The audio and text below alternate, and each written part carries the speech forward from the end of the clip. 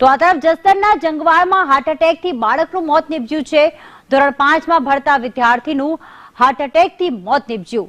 અચાનક છાતીમાં દુખાવો થયો અને તેને હોસ્પિટલ ખસેડવામાં આવ્યો। હોસ્પિટલમાં હાજર તબીબે આ બાળકને મૃત જાહેર કર્યો હતો।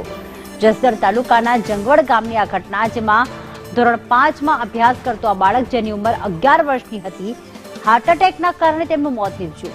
જંગવડ ગામે ધોરણ 5માં ભણતો બાળકને અચાનક છાતીમાં દુખાવો ઉપડતા તેને જસદણ ખાનગી હોસ્પિટલમાં ખસેડવામાં આવ્યો હતો। પિયુષ વાજા મારી સાથે જોડાઈ ગયા છે। પિયુષ, માતા પિતાનું શું કહેવું છે કે આ બાળકને કોઈ બીમારી હતી, અગાઉ છાતીમાં દુખાવાની કોઈ તકલીફ થઈ હતી કે પછી અચાનક જ તેનું મૃત્યુ થઈ ગયું? જસદણ તાલુકાના જંગવડ ગામમાં 11 વર્ષના બાળકને હાર્ટ એટેક આવી અને જે ડોક્ટરે મૃતક જાહેર કર્યો છે।